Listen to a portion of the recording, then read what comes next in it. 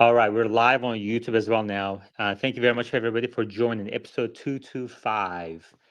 If you haven't done so already, please head over to the YouTube channel and hit the like button. Help us get to 100 in record time. Emmanuel Huna is 42. Thank you very much. Let me know your co-check number in live chat as well. Reuters just published an article that EV tax credit will get nicked, and Tesla is down 3.4% today. Over the last couple of days, Tesla is down 12% after having a huge rally in the last month. So let's read this Reuters article. Let's start with that. Neil, did you want to talk about that too? Did you see that coming? Yeah, we've talked about last week. One of the things that may happen with the Trump administration is this repeal of the EV tax credit. So I've certainly been thinking about its impacts. It's something good to talk about. Okay. So let me just read this article from Reuters first. President-elect Donald Trump's transition team is planning to kill the $7,500 consumer tax credit for electric vehicle purchases as part of a broader tax reform legislation. Two sources with direct knowledge of the matter told Reuters. Ending the tax credit could have grave implications for an already stalling U.S. EV transition. And yet, representatives of Tesla, by far the nation's largest EV seller, have told a Trump transition committee they support ending the subsidy, said the two sources who spoke on condition of anonymity. If you have any thoughts about this topic, feel free to request to speak and join the conversation after I read this article. Elon Musk, one of Trump's biggest backers and the world's richest person, said earlier this year that killing the subsidy might slightly hurt Tesla sales, but would devastate its US EV competitors, which include legacy automakers such as GM. Repealing the subsidy, which has been a signature measure of President Joe Biden's IRA, is being discussed in meetings by an energy policy transition team led by billionaire oil man Harold Hamm, founder of Continental Resources, and North Dakota Governor Doug Burgum, the two sources said. That's interesting. The group has had several meetings since Trump's November 5 election victory, including some at his Florida Mar-a-Lago club, where Tesla chief executive Elon Musk has also spent considerable time since the election. Representatives with the Trump transition and Tesla did not immediately respond to comment. The Alliance for Automotive Innovation, a trade group representing nearly all major automakers besides Tesla, also did not immediately respond. The Alliance last month in an October 15 letter urged Congress to retain the EV tax credits, calling them, quote, critical to cementing the U.S. as a global leader in the future of automotive technology and manufacturing, end quote. Trump repeatedly pledged to end Biden's EV mandate on the campaign trail without spelling out specific targeted policies. The energy-focused transition team has determined that some of the clean energy policies in Biden's IRA will be tough to roll back, given that the programs have already started allocating money, including the Republican-dominated states where the programs are popular, the sources said. Well, that's interesting.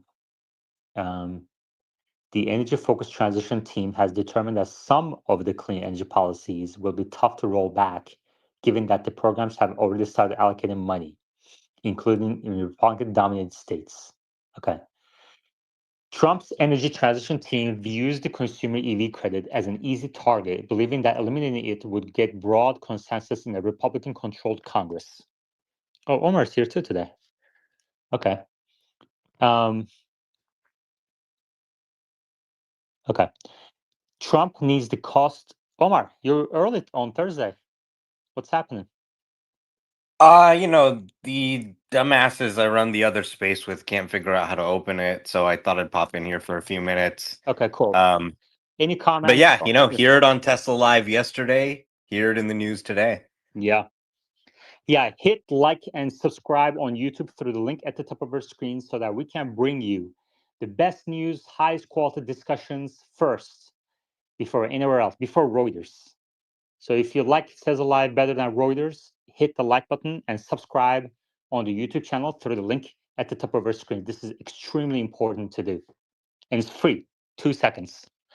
Members of the energy transition team expect the Republican Congress will deploy a legislative measure known as reconciliation to avoid relying on Democratic votes. Biden used the same tactic to get the IRA bill passed. Killing EV tax credits is strongly supported by Ham, a longtime Trump supporter, along with most of the broader oil and gas industry. the president-elect promised before the election to boost U.S. oil production. Okay, Omar, any comments on this Reuters article that just came out that confirms that $7,500 tax credit is going to go away? And one sentence in this article talks about how some of the IRA will be hard to roll back, and that's probably referring to production credits, just as we discussed in this space. Yeah, sounds like the production credits are going to stay. They don't want to fight through Congress. Even getting this EV tax credit repealed is going to be a little bit of a process, but if they do it through budget reconciliation, that allows them to get it through without giving the Democrats an opportunity to filibuster. So basically, the EV tax credit is a dead man walking. It's going to be gone probably pretty soon within the session. If you want to take advantage of the tax credit, go do it now. I just took delivery of a Tesla yesterday for my girlfriend, $350 a month lease. They gave us $7,500 off included in the lease. So glad we took advantage of that. It's likely going to go away. And frankly, good riddance. This EV tax credit has been a disaster in terms of the compliance requirements. So I'm not Yeah. shedding a tear for it. Yeah. Rivian stock on the news dropped another 5-6%, now down 11% on the day. Literally the day after I said I was looking to short Rivian. Since I said it, the stock is down 16%. So from now on, I'm not going to say it until I do take action. It's insane. Anyway, this company, obviously, despite increasing its deal with joint venture deal with Volkswagen to from $5 to $5.8 billion, I just don't see how it's going to survive. We discussed this at length in the Rivian earnings call watch party, which you can find on the YouTube channel. Omar, what do you think about Rivian's joint venture with Volkswagen? Let's see how the other stocks are reacting. Tesla really didn't react to this too much. It's down 4%, but it was down earlier today as well. It had a huge run up in the last month, up about 64% in just a matter of 2-3 weeks here before coming down a little bit. Let's see Ford.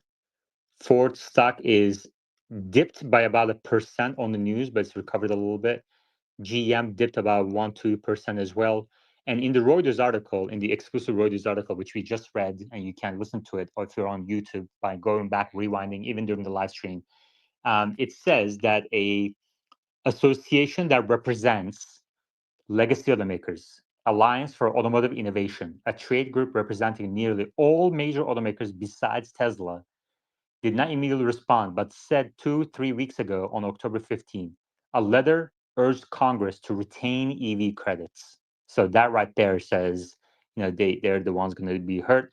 Elon has been for years asking for all incentives to disappear, including ones for oil and gas industry.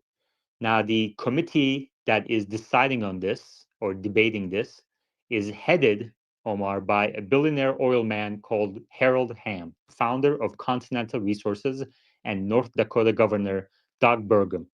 Do you think Elon will get the other side of this deal? Do you think they're going to roll back some of the oil and gas incentives and giveaways as well? No. Well, you sound uncertain. Okay, so what happens next then? Nothing. They're going to repeal it.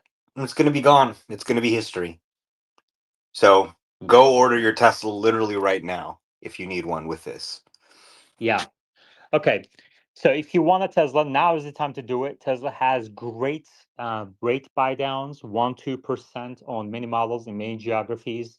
And if you order FSD, you get 0%, which basically pays for the cost of the FSD, which is $8,000 otherwise, through the life of your vehicle. So now is a great time to order your new Tesla with FSD. Hassan, what do you think about this article? Definitely was going to happen. I mean, the article was late compared to Tesla Live, but once you price all this stuff in, it doesn't really. I expect the other automakers to dip on this news like Rivian, And I think Tesla's just having a healthy pullback from a enormous run up. So again, I hold true to my it won't dip below $1 trillion market cap. And I think the market will realize eventually that this is actually good news for Tesla. Exactly. Thank you, Hustle Town. I agree with Omar and you and Elon that this improves Tesla's competitive position to the extent that people believe EVs are the future. Okay, there are some people out there who still think that we're going to have a mix of powertrains 10, 20 years from today, that there will be gasoline, there will be hybrid powertrains. Some still believe there will be hydrogen powertrains. But to the extent that you believe the future is pure EVs plus autonomy, this removal of EV tax credits improved Tesla's competitive position. All right, Alexander, any thoughts on the topic? Not really. Okay. We don't have the tax credit here, so and they sell Teslas either way. So in Sweden, you guys don't have any incentives to support EV growth? No, the right-wing party took that away like 3 years ago, I think, or 2 years ago. But I bought my car with a tax credit, so I got like it was $7,000 roughly. Interesting. So how did that impact when they took it away? How did it impact the sales of Tesla, and when was that? Can you give us a bit more color and detail around that? There were a slight drop in the beginning, but then Tesla actually lowered prices to account for the missing tax credit, and then it just continued as usual. But the other EV makers or like car makers saw a significant drop in their sales. And did they end up canceling their programs? Like when you say other automakers, can you name a couple? Not canceling, but after a while, a lot of automakers, especially Volvo, said that they are not going to be all electric to 2030. So I think it's to do with the sales and the battery cost and everything else. I don't think it has to do much with the tax credit, to be honest. People have already forgot the tax credit. I mean, maybe Tesla wasn't very active in promoting these tax credits. They had a page on their website, kind of to show what incentives are available to people living in certain states. But that was about it. Like Elon wasn't out there kind of pointing these things out on Twitter or earnings calls, what have you. And we know from anecdotal and data as well from S&P Global that most people weren't even aware of these things. And maybe because of this, maybe Elon knew and Tesla team knew that these things weren't going to be sticking around for many years to come. And but anyway, it is here right now, and it's going to go away. We don't know exactly when just yet, but it's going to go away. And so to take advantage of it, you have a few more weeks and maybe 1 month, 2 months to buy your Tesla now. Okay. I mean, forget about our bias as Tesla shareholders wanting Teslas to be cheap, but if you just talk about a Department of Government efficiency, a government program that pays people $8,000 in cash to buy a new Tesla is probably not the most efficient use of taxpayer funds. Exactly. And congratulations, everybody. We just crossed 100 likes in 5 minutes, in 10 minutes after the start of the space, which is great. Let's keep that momentum going. Head up to the top of your screens and hit the like button on the subscribe channel. We also, on the YouTube channel, we also crossed 3,000 subscribers last night, which is great. So the next one is 4,000. Next milestone is 4,000. And for that, we're going to have a watch party with select speakers. Neil, go ahead. Yeah, I think, kind of summing up the tax credit removal, I think it threatens the existence of Tesla's competitors. It threatens Tesla's profits more than anything else. Elon has said himself to delete the tax credit. It probably removes some artificial demand so they can get a real demand signal of what people are willing to pay for out of their own wallet. And so for me, the question is, let's say you've got a 50K car and a 17% margin, you're making $8,500 on that car. And if this tax credit goes away, that's going to suck. But my question is, how much of that margin are they going to give up in price drops? You know, I'm thinking maybe 1,000 or 2 per model, but that's what I'm wondering. Okay, great. Thank you very much, Neil. Yeah, I wonder what Tesla will do when the tax credits go away too. We also have more affordable models obviously coming to market, and we want to dig into this today a little bit more. And at the same time, we have Sawyer on the speaker board now. So we now have both Sawyer and Omar and other speakers like Hustletown, Alexander, Neil, who are daily participants on the speaker board and participants in the DM group as well. Our speakers get daily feedback on their performance. We have about 30 plus people in the DM group, and they get daily feedback on their performance, from clarity to insights they've shared, strengths and weaknesses. And that's why we improve. Our speakers are improving at a really rapid pace. And Sawyer, welcome to the space. What do you have to share with us today? Hey guys, no, not much to share. I thought maybe I can give a few thoughts just on the Reuters article, and sort of the EV credit situation. You know, I think it was like a couple months ago, or like September, October, the U.S. government said that up to the year to date, at that point, I think they had paid out like $2 billion, a little over $2 billion in credits, IRA tax credits for qualifying vehicles up to that point. So if you assume like heading into the end of Q4, maybe it'll be like 3 billion total. If you compare that to what they give out in terms of oil and gas incentives, it's a drop in the bucket, right? Oil and gas gets tens of billions, hundreds of billions every single year in incentives. So if we're talking about getting rid of incentives, if they're going to get rid of the EV credit, they should also get rid of at least some oil and gas incentives. But I don't suspect that'll happen. The other thing is, Tesla's going to fare better than the other EV makers when all this gets thrown out, right? When it gets killed. Rivian, I think, is going to be really screwed. That's going to significantly hurt them. Same with Ford. But above all, this helps ICE sales more than EV sales. Tesla will be okay, but the net effect will be that more ICE sales will happen then, and this will just hurt the EV industry as a whole. But Tesla will be okay. They're the only ones that make their EVs profitably. So they'll fare okay.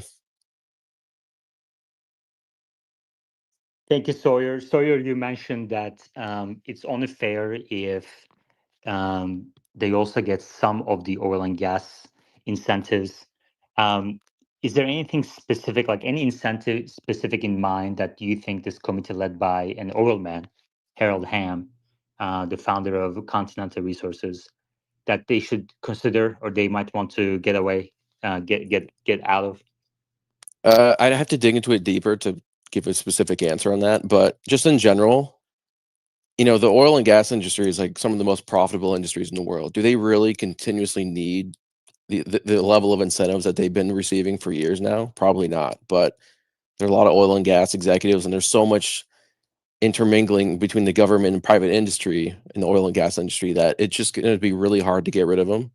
If Elon and the whole crew are really interested in cutting down costs, get rid of those, at least some of the incentives. I think it'd be tough to get rid of all of them because there's so much of them, and it probably helps the economy, honestly. But some of them, hopefully. Yeah.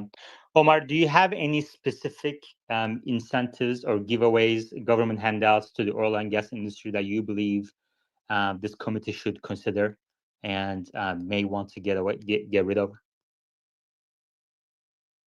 Yeah. Just like with EVs, there are all kinds of tax provisions that the oil and gas industry receives. For example, how they're able to depreciate the well, things like that. There's, it gets a little arcane, but there's a lot of tax provisions that save them billions and billions of dollars. Yeah, the accelerated depreciation is an important one. And we can dig into this some more as well. Omar, while you're here, let's get an update on FSD. We have quite a few people here.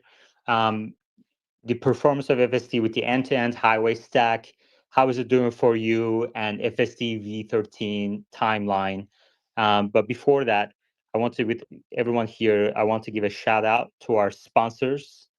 And in the meantime, please head over to the top of your screens and hit the like button and subscribe to the YouTube channel. It's very important that you do that and help us get to our goal of 4,000 subscribers in the coming days.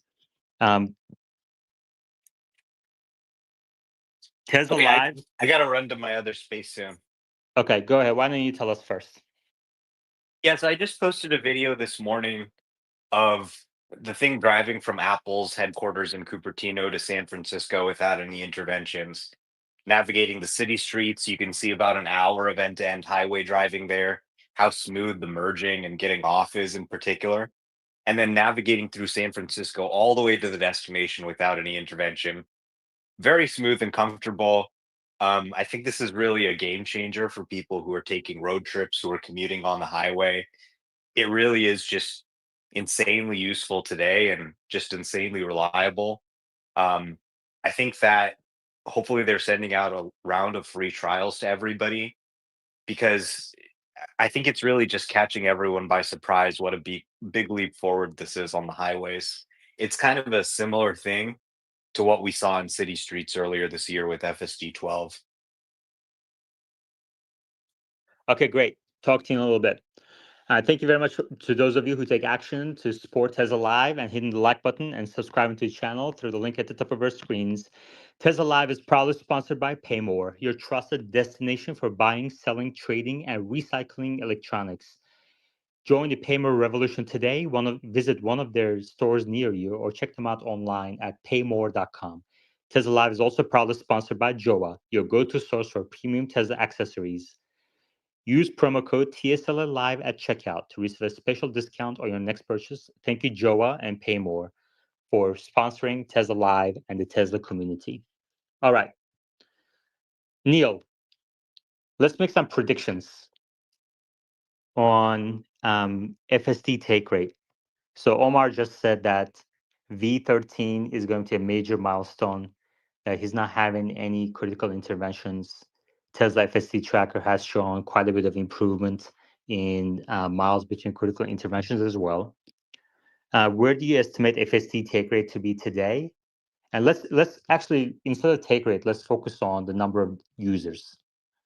Right now, we have about 400, 500,000 users of FSD. When do you think that's going to get to 1 million? Well, for the number of people to double, there's the fact that we have more people buying Teslas and more people are going to be exposed to it. So that's good. I'm going to say first that that's going to take hardware 4 cars to get to that number because there's a little bit of a lag with hardware 3 and it may not be quite as good. So there's that. I think it's going to take until the middle to the end of 2026. Wow, you think that's going to take that long? Neil, what happened to you today? You're usually optimistic about these things. Yep, I know what you're saying. I think it's just going to be even though the technology is there, I think people are going to be the limitation, and it's just going to be one of those things where we're sitting there staring at something beautiful, and people just aren't responding to it because it still may not be unsupervised for a whole lot of people in their areas, and they're going to have supervised FSD, and if they don't have to pay that extra $100 a month, maybe they'll just drive the Tesla because it's so fun to drive. So I'm not bearish on the technology, but I'm bearish on people's ability to understand how good the technology is and actually consume it. Very interesting. Okay, so you said mid 2026 For 1 million. for 1 million users of FSD. Okay. Alexander, what do you think? Neil says he's not bearish on the technology. Tesla's ability to develop autonomy, improve FSD supervised, and even introduce FSD unsupervised in the 1-2 years. But he's bearish on people's adoption rate, that people go by their daily habits, daily routines, and they don't really pay attention to these things as much as we do. By the way, a good way to accelerate the adoption rate is to share Tesla Live with your friends, family, colleagues, short sellers, Rivian owners, politicians, everybody you can imagine. And with that, they will understand FSD better. Neil, you agree, right? No, absolutely. Yeah. A lot of great information here. Alexander, when do you think we get to FSD users 1 million?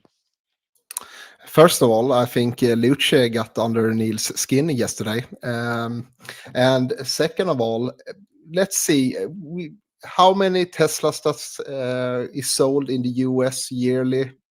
700,000, 500,000 roughly. All of them now is going to be hardware 4. So end of 2025. Alexander, end of 2025.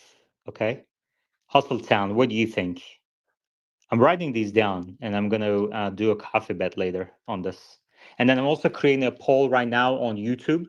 Let me know when you think in live chat Tesla will get to 1 million FSD users. This is very important.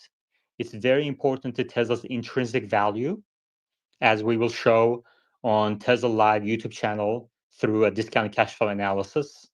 We're going to forecast, and I'm going to show everyone how important it is to the top line and the bottom line. So FSD, number of FSD users is very important to Tesla stock price. Okay. Hustle Time, when do you think we're going to get there?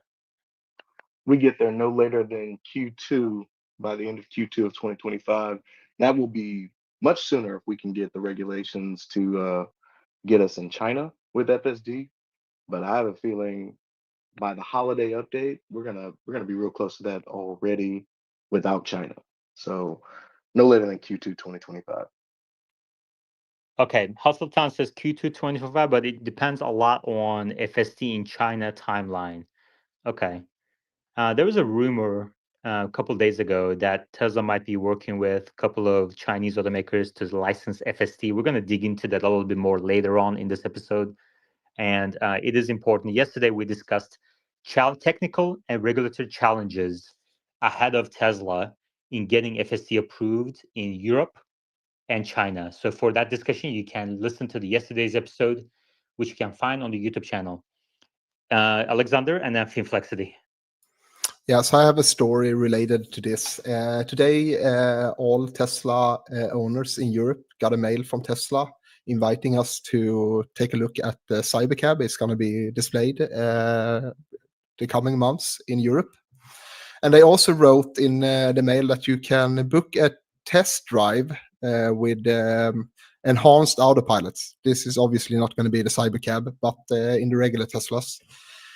And that was really interesting because I thought, like, Tesla have never said this before. They've never really market the autopilot before like this. And if you go for a test ride today, there's not going to be autopilot enabled on those cars. So I tweeted this out that I got the invite, and I said I think there might be an update to autopilot coming soon, because the current software, you don't really want to demo that because, in my opinion, it's pretty dog shit.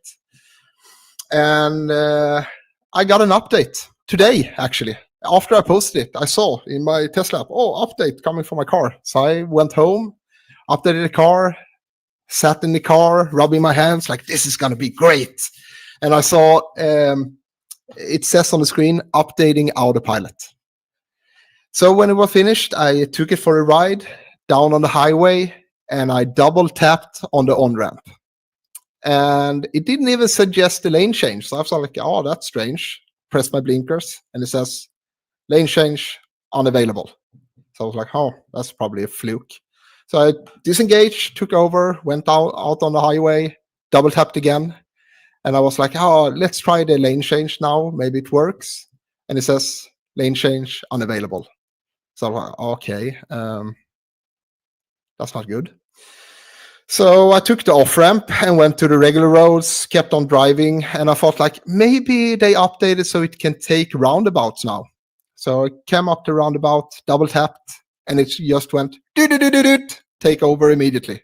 So like, okay, no roundabouts. That's okay. Maybe it's speed bumps. So I went to speed bump, double tapped, didn't slow down, had to take over again. So there were no change to autopilot. Arguably, it's worse now. So I don't know how they're going to do this, but because I'm sure no Swedish person is going to pay $7,000 for a crappy lane keep assist that doesn't work. So they need to update this soon if they want to sell this software. Yeah. Thank you, Alexander. We always welcome anecdotal stories.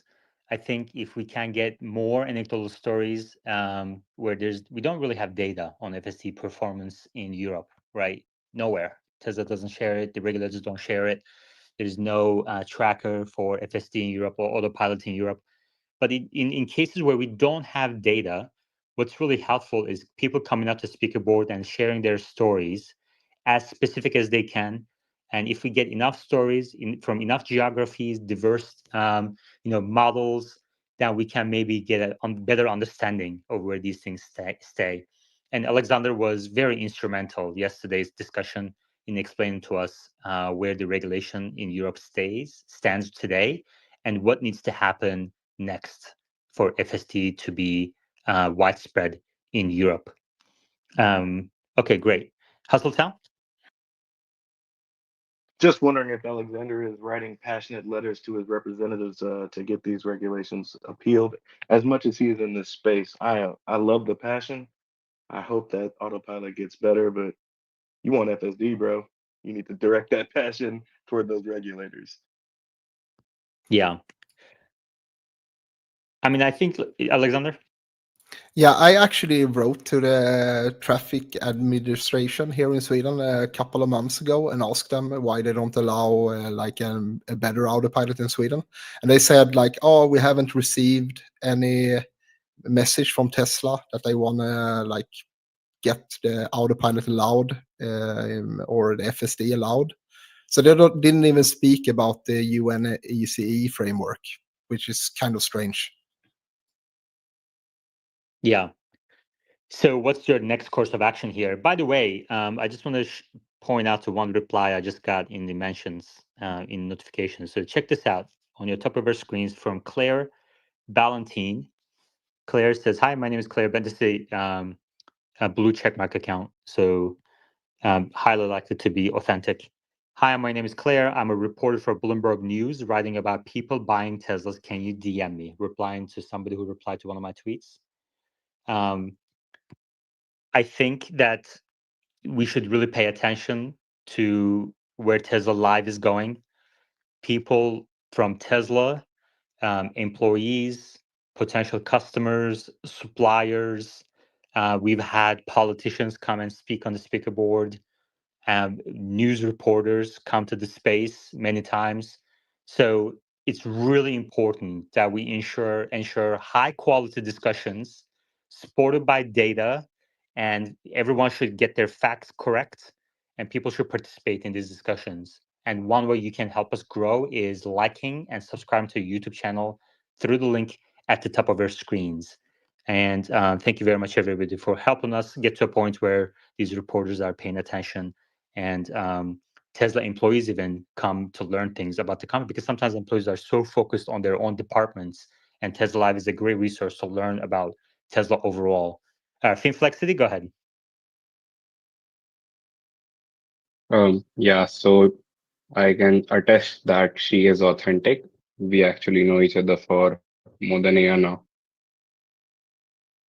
Oh, okay, great. Well, she's welcome to come up and speak in here as well in Tesla Live. So how did you get connected with Claire? I'm not connected with her on X, but we know each other from LinkedIn.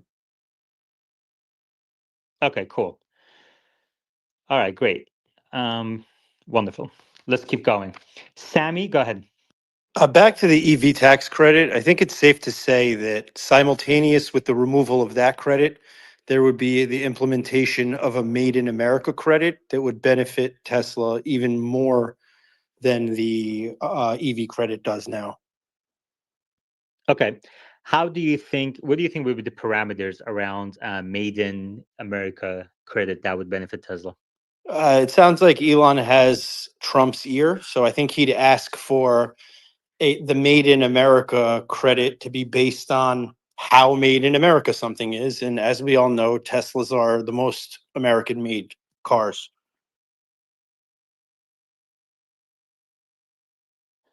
So Tesla would get, I mean, right now the IRA provides if you produce batteries like the 4680, you get $45 per kilowatt hour. So for a Cybertruck battery, we're looking at more than $5,000 paid to Tesla, which is great. I think as Cybertruck production ramps, that will be very material to Tesla's bottom line.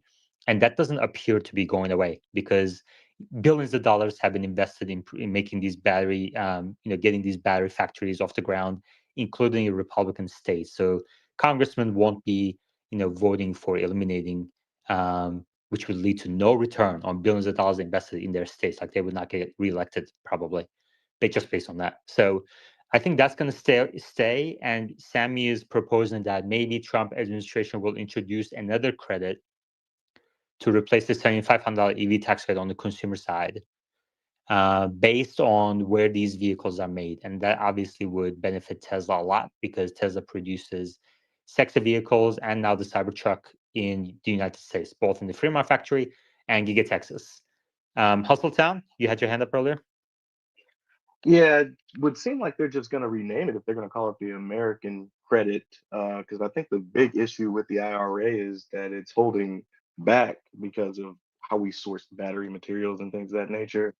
I think that's the biggest problem with it is that, why would we change the name to the Made in America credit when the biggest problem with the IRA is that it costs more to make the things in America so that they can't even produce them. You know what I mean?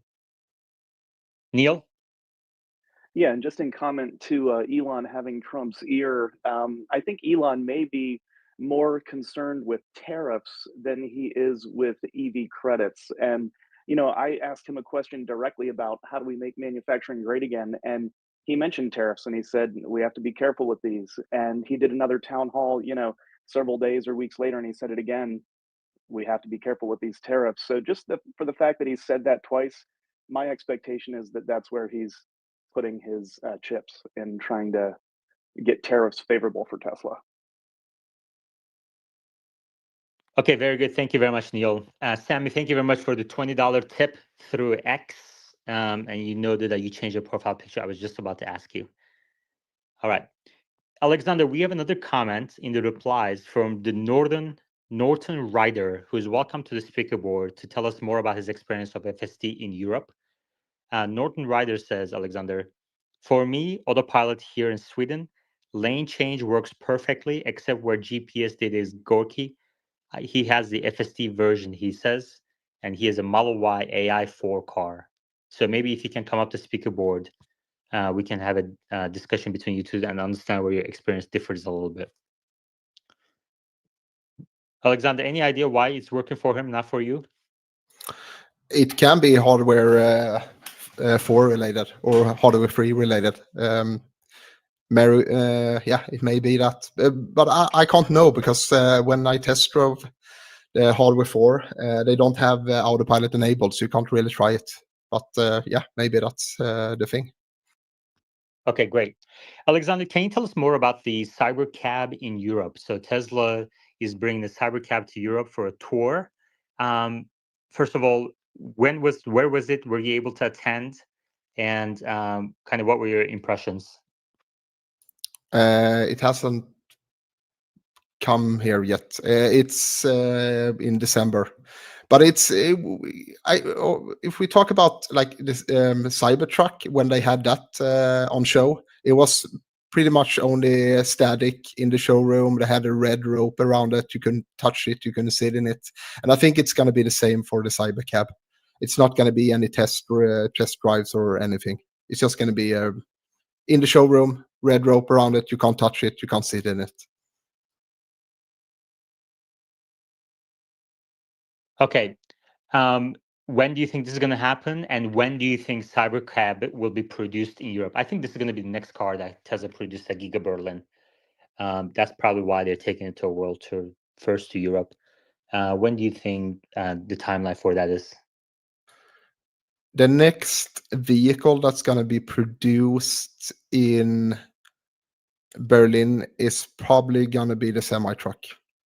It's not going to be a car, maybe the Model 3, but I don't think the Cybercab, because you need FSD to be allowed here before you start producing it. And for the Cybercab show, it's going to be, I think, in 13th December to 20th of December, I think, in Stockholm. And it's going to go around Europe. Okay. So December 13 to 20 in Stockholm. We need to get you ready with things to kind of look for before you go there. So we're going to have that discussion. You want me to drive 500 kilometers to check out the Cybercab? I mean, if you don't do it, I'm going to have to come from US to check it out. I don't know. Okay, if you come here, we can take my Model 3 up to Stockholm, and you're gonna see how shitty my autopilot is. Then you're 500 never gonna question me kilometers, again. like 500 And I'm gonna kilometers, like 300 miles. You can't do that. Come on, in one day. and I'm gonna buy you falafel with hummus in it, and you're gonna be really happy. Okay, sounds good. Deal. That's worth a trip to Europe. Okay, cool. Let's see what else we got here. So we talked about. You know what? I want to kind of get an understanding of is. So we talked about 1 million users FST. People had their guesses, and we have a YouTube poll going on right now on the topic, and people are letting me know in YouTube Live chat their guesses as well. The next question I have for you guys is FST licensing. Okay, I want to understand people's expectations around FST licensing. There's some rumors coming out of China about Chinese automakers. Most Tesla investors believe that this is going to be a major milestone for Tesla stock when Tesla starts announcing FST licensing with legacy automakers. And just like with the supercharger announcements, that people believe that this could lead to a significant run in the stock price. And if one signs up, people believe that this can be a domino effect and other automakers will rush to sign up for FSD licensing as well.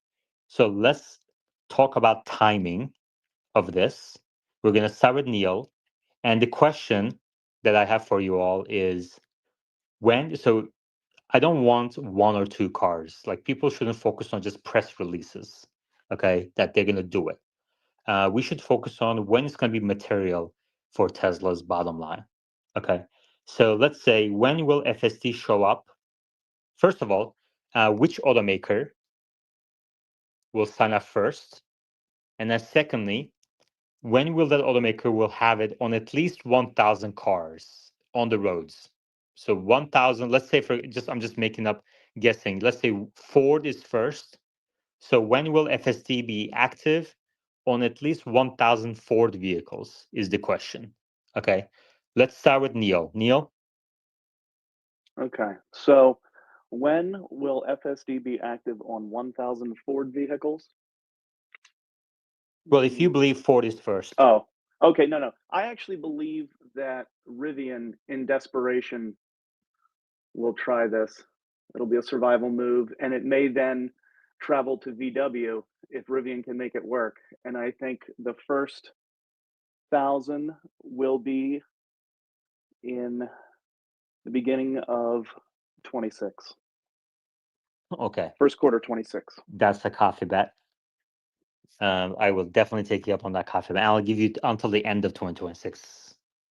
Okay, but let me just hear from everybody else, and then let's see how many coffee bets I can get out of this. Come on, people. We need more coffee bets. I'm running out of coffee. Hustletown, you're next. Hustletown, the question is, which automaker do you think will license FSD first? And when will more than 1,000 vehicles from that automaker have FSD active? My guess would be it'd be a Chinese automaker. I'm not quite sure which one. Maybe XPeng, because I think they're the ones that are trying to do it the most similar. So it would take a few years for them to even, refit their cars and things of that nature. So I'm going with XPeng, and we're gonna say 1,000 cars fitted with cameras and whatnot by 2020. I mean, 20 2027 Q4. I believe that'll be it. See, I scared Hustletown. Oh, I don't think you scared me. I mean, He pushed it out the end of 2027. I it should would have take an waited. American company a much longer time. The only reason why I'm shortening that timeline is because they're Chinese, and I think they're going to have a little bit more go get them, if you will. Okay. All right. So Neil is with Rivian, and we have other people commenting on YouTube live chat as well. I have it right in front of me. I'm going to read a couple of comments. Catch Penny UK says it's too late for Rivian. Catch Penny UK says it's too late for Rivian. We talked about Rivian a little bit yesterday. And after this announcement that Trump is going to cancel the EV tax credits on the consumer side, Rivian stock is now down 13%. And from the moment I said I was looking to shorting it, if the stock rises a little bit more, the stock is now down 20% in 2 days. We talked about this yesterday. If you're interested in Rivian discussion, you can listen to the yesterday's episode 224 live on YouTube channel through the link at the top of our screens. And Hustletown says maybe a Chinese automaker will go first. Xpeng by Q4 2027. If you're watching on YouTube, let me know in live chat what you think. Which automaker will license FSD first, and when will they have 1,000 of their vehicles using FSD on the roads? Dr. Coco Banana says, I was going with Rivian. I think it will be their only hope. Yeah, I think that's gone. I agree with Cash Penny here. But I love the name, Coco Banana.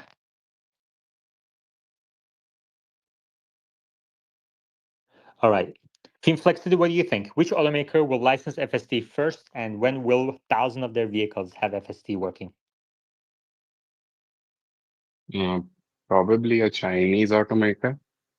Uh, and I don't think that 1,000 is that much of a big deal, because I think that if you're starting a licensing deal, your initial pilot program will at least include 5,000 vehicles to be manufactured for basically testing purposes and trying it out on roads. I think I think for a long-term plan, it will definitely take 2028 or longer. Would you like to name the automaker, Chinese automaker? I don't know many Chinese automakers that have, strong balance sheets that might support this, because I haven't looked at China for over 6 months now. And but my first thought would be something like a much more premium automaker that is in the premium segment in China. I don't know the price that would convert to in the US or internationally. Okay, interesting. So, Neil, you're kind of out there with your Rivian by early 2026 guess. Rivian stock is down 20% in 2 days after they announced the completion of their or formation of their joint venture with Volkswagen, which is amazing, right? The formation of JV increased Volkswagen's planned investment from 5 to 5.8 billion. So that's positive on the headline level, on the surface level. They also got another $800 million cash check sent to them, $800 million cash sent to them on top of the first billion that was sent a couple months ago. And you would think that would lead to an increasing stock price. But instead, after initial surge, the stock price is declining at a very rapid rate. And the company is now just trading at a cash value, basically. So the market is not convinced that this Volkswagen lifeline is going to lead to a Rivian survival. Finflexity. Uh, the only reason that I think that Rivian will not be a contender for basically licensing FSD is, first of all, they lack the financial measures to do it in the future, definitely. And one more thing is that if you look at the market, the Rivian is primarily targeting uh, trucks right now. So they hope to start R2 in 2026, but I think that might get delayed as well. So if you look at the truck market, and then you have basically the truck drivers for a Rivian are much more basically utility based.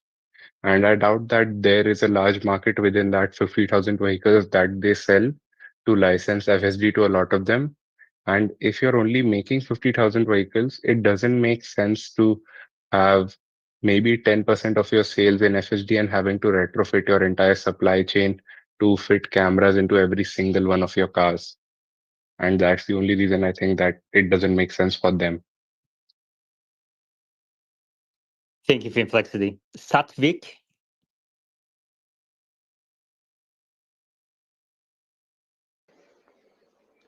Hi, I'm audible. Satvik, what's your question? Yeah, this might be a bit change of a topic. Uh, I wanted to ask: do you think Trump and Musk can make autonomous roads in America?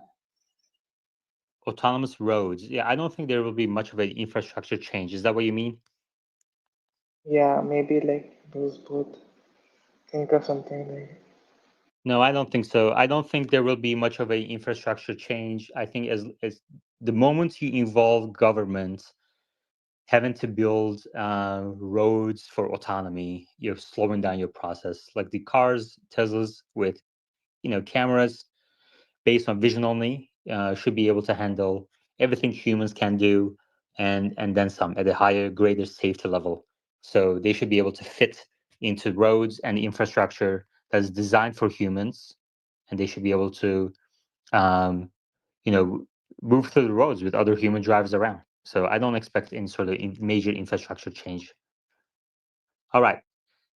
Tesla stock is down 5% now. Tesla stock is down 5.3%. It's declining further. It's down from, in 2 days, it's down 13% from the initial run up in the last month or so. It was a huge run up. So some pullback is obviously expected. Luce talked in the last couple of days that how he sold all of his Tesla shares. If you notice, he's not here today. So I wonder if he was kidnapped by a Tesla bull. It's possible, but it's unlikely. I hope. He actually let me know he's going to be joining us in a little bit. Finflexity? Yeah, my short position is going to close down pretty soon by the looks of it. If the stock moves down another 1 or 2%, I think I'll close my short position as well. You have a Tesla short position? I didn't know you did that. You had one.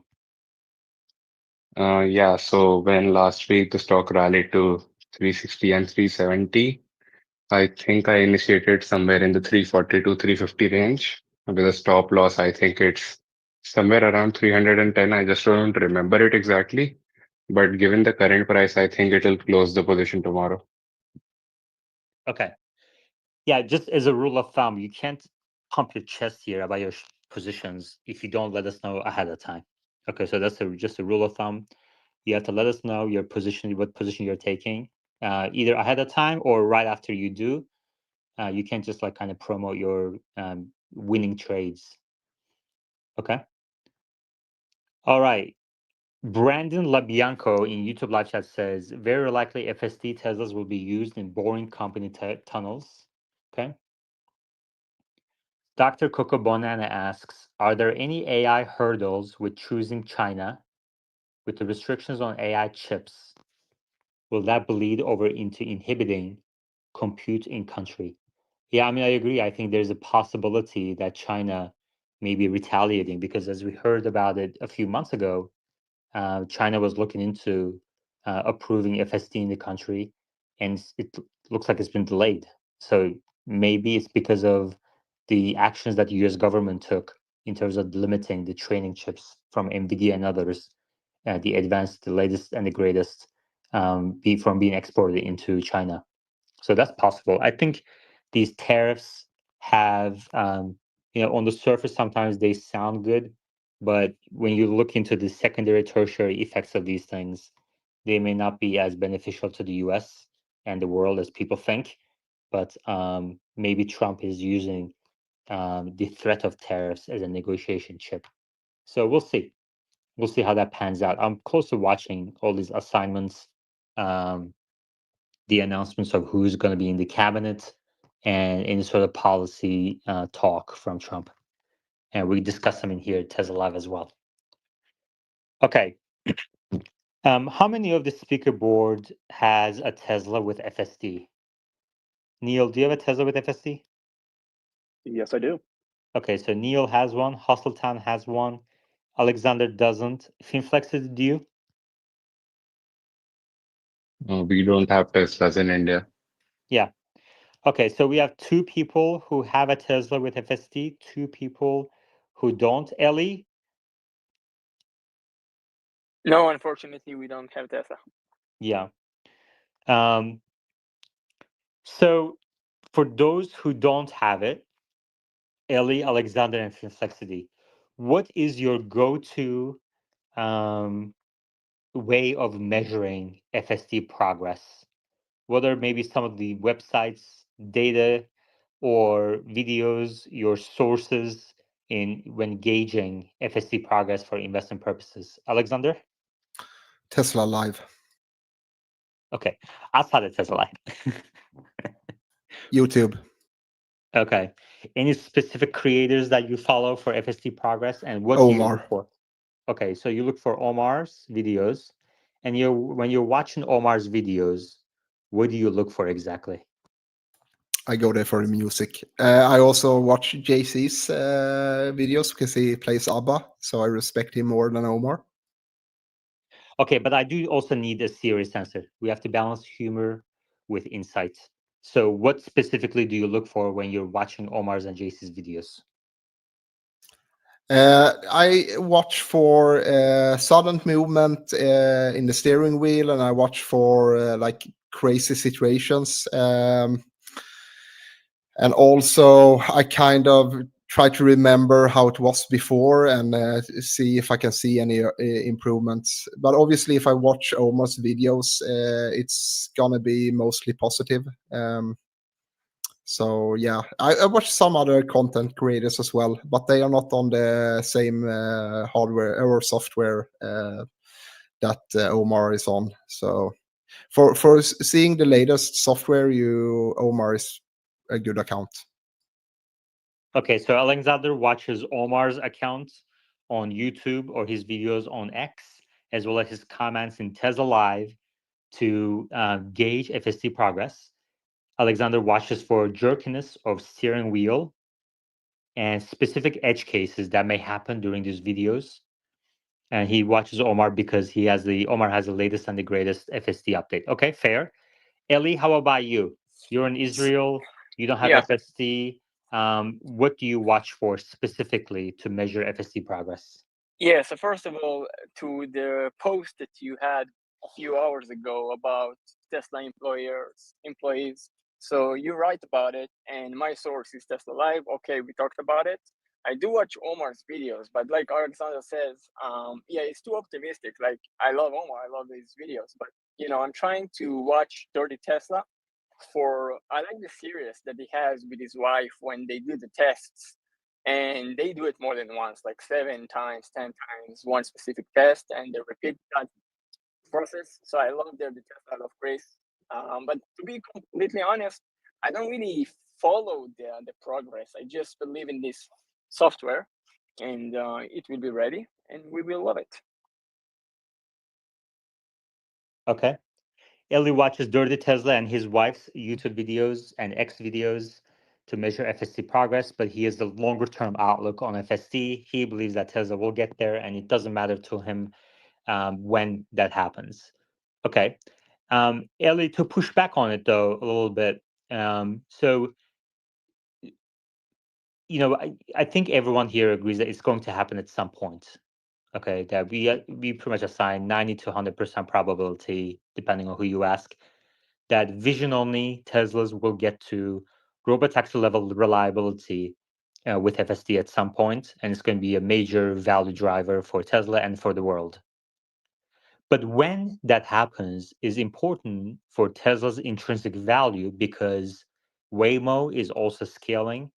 There are Chinese automakers that are trying different methods to scale their own autonomy efforts. And I'm sure there's going to be other companies in the future as well. So if it happens tomorrow versus it happens 20 years from now, does that not have any bearing on your understanding of Tesla's value, its stock price value? No, you do right. but I guess my point of view is a bit different. I tell you what I mean.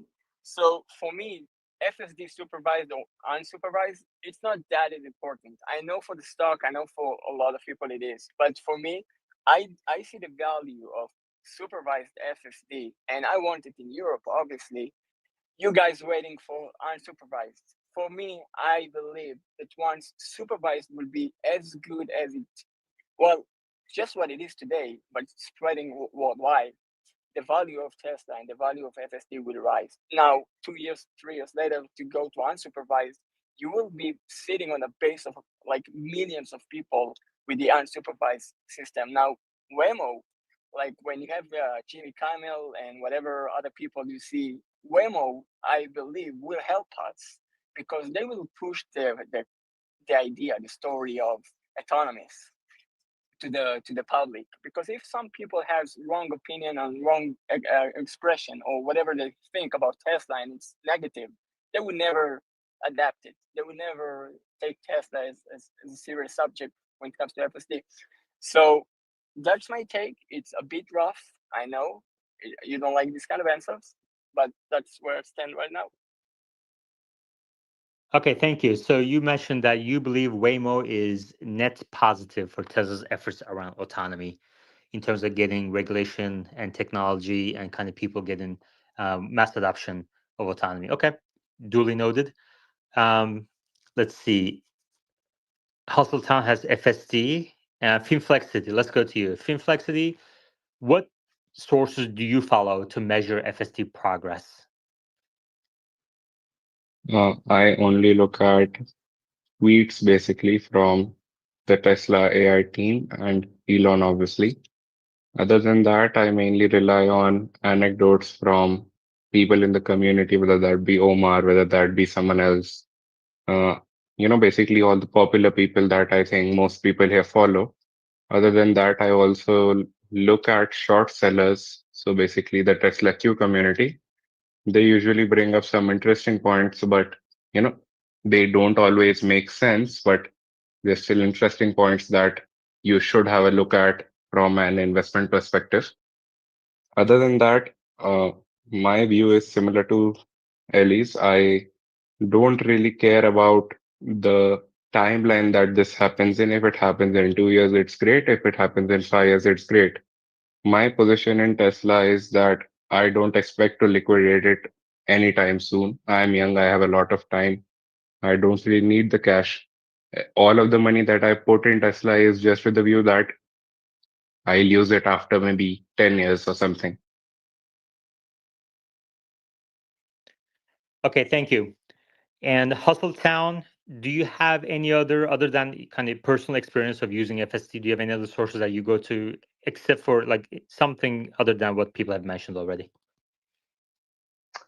AI driver, he's probably a one that I really focused on. I also make a little bit of content too. It's probably not as polished as others, but um, yeah, AI driver. I really like the way his camera views are. He goes to the nine. So I'm watching it more for entertainment value.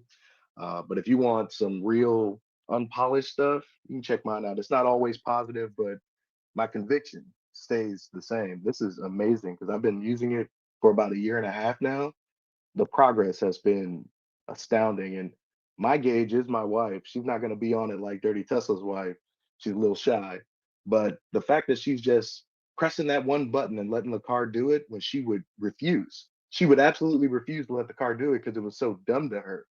Now it's starting to get there. We're going to start making some videos with her, I'd imagine. We got to convince her though. Okay, thank you, Alexander. Yeah, I forgot to mention. I watch your content as well, Hasseltown. I can recommend Hasseltown's content. It's great. Okay, great. I'm surprised nobody mentioned FSD tracker. So it sounds like Lucha is the only one. You scared us away from FSD tracker. I didn't. Omar did. I look at it. I mean, honestly. So, interesting. Interesting. So, if I match this, so who was So Neil was mid 2026 for 1 million users of FSD. He was the latest one. Finflexer, when do you think we're going to get to 1 million FSD users? I think we're at 500,000 or less right now. Yeah. Or am I wrong? So probably when they get regulatory approval in Europe and China, maybe end of next year, maybe 2026. End of 2025 or 2026. Okay. And so I got Neil, Alexander, Hustletown, Finflexity. Ellie, do you have a guess for 1 million users or FSD?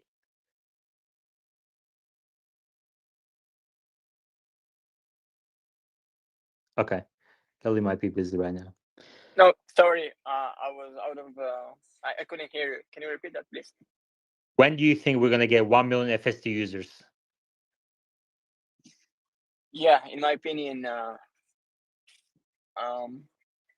beginning of Q3. Q3 2025? Yeah. Okay. I mean, I obviously cannot tell you much of the things I hear within the company, but I can just slightly say that things are moving. We're starting to hear stuff that will not exist prior to my arrival to the company. So that's what people told me who have been working in the company a few more months than me. Things are changing, and 2025 going to be a big year in my opinion. Are you going to be more specific than that, though? I mean, I know you can't tell us much because you work there, but when you say 2025 is going to be big, are you talking about FSD unsupervised? Are you talking about FSD expansion into international markets? Are you talking about stock price? Like, can you give us a color of what category is going to be the huge for Tesla? Yeah, no, I'm just obviously I'm gonna stay vague here, but I'm just saying that it seems like the company wants us to know more about the software, the hardware, FSD in general. They're trying to educate us, and that's something relatively new. Okay, before I go to Finflexity, please take a moment to hit the like button on YouTube. We are only 19 away from 200 likes. If you're listening on X, it's very important to head over to YouTube and hit the like button. If you're watching on YouTube, please take a moment to do that. It's free to do and it really helps us out. All right, Finflexity. Yeah, I just saw a post on the Tesla account about the V4 cabinet in the V4 cabinet supercharger. Should I share it? Yeah, I was tagged on that. Let me just read it here as well. So Tesla charging accounts posted an article about the V4 cabinet. Thank you to those of you who tagged me on it. It's a bit of a topic change. Tesla Charging says supercharging has come a long way. Our first opening in 2012 started with charging speeds of just 90 kilowatts. Since then, our engineering teams have continuously been upgrading our supercharger equipment. In 2023, we launched our V4 Post, which made improvements to the charging experience for all EVs. Today, we're announcing the V4 Cabinet, capable of delivering up to 500 kilowatts for cars and 1.2 megawatts for semi. 500 kilowatt, wow. Faster charging supports 400 volt to 1000 volt vehicle architectures, including 30% faster charging for the Cybertruck. Sexy vehicles enjoy 250 kilowatt charge rates. They already experienced on V3 cabinet, charging up to 200 miles in 15 minutes. Okay, so V4 isn't going to benefit sexy vehicles. Is that right, Finflexity? Yeah, I think it'll mainly affect the semi and the Cybertruck by the looks of it. Okay. Faster deployments. A V4 cabinet powers 8 posts, 2 times the stalls per cabinet. Lower footprint and complexity equals more sites coming online faster. Interesting. Next generation hardware. cutting-edge power electronics designed to be the most reliable on the planet, with 3 times power density, enabling higher throughput with lower costs. Our first sites with V4 cabinets are going into permitting now. First openings in 2025. Very interesting. So this is good. So V4 cabinets will scale with Cybertruck shipments, it sounds like. So 30% faster charging for the Cybertruck. Okay. Sounds good. Thank you very much to those of you who tagged me on this. All right. Let's discuss, we talked about FSD progress. We talked about 1 million FSD users. I'm writing these down, and then we're going to refer to these in the coming episodes. Q4 expectations. We are midway through the quarter. Do you guys think Tesla will have 500,000 deliveries, hit that goal of 1.8 million deliveries for the year? And what do you expect for margins, energy? Let's start with Neil. Neil? Yes, I do expect they're going to hit a little over 500 as people rush for the EV tax credit. So I think they're hitting it. So we haven't yet seen that happen in the deliveries, right? Even though people have known the possibility of Trump potentially getting rid of the $7,500 credit coming up the elections. Elections, they've been about 10 days almost since the elections. Have you heard of any anecdotal experience, any anecdotal news? Have you seen any data that shows people are rushing to the doors to buy a Tesla? No, I think Reuters is helping us out, and it's going to start. It's a prediction at this point. No solid data, but I think Omar is right, and I think Reuters is right, and it's going to spur some action. Okay. So Neil says Reuters article that was just published this morning that shows Trump is going to get rid of the $7,500 tax credit is going to help us out. Do we know anything about the timeline of when Trump may get rid of this credit? Finflexity? They'll have to pass it through the House, but I guess they'll try to do it in the first 100 days, just as an accomplishment of the administration. Why only the House? I'm not sure. I read it somewhere. I think that's what I'll have to check it again, but I read it was only the House. Does anyone on the board may have more information on this? Is it just the House? Can it be done through executive action, or does it have to be Neil for Senate as well?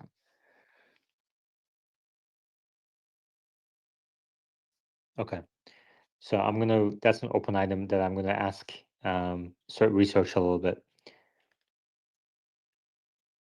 Finflexity, you said it's gonna happen in the first 100 days? I mean, they'll try, but yeah, I think it'll happen in the first 100 days. Okay, so Bull 2035 is on the board just now. Bull, were you listening anonymously? Because I actually looked for you when I was asking this question. I didn't see you in the space. Yeah, when I'm out and about today, so I don't have a lot of time. I don't want to bug you, but I did want to clarify. So they have to start with the House because it's going to be through budget reconciliation. So it starts in the House, then it goes to the Senate.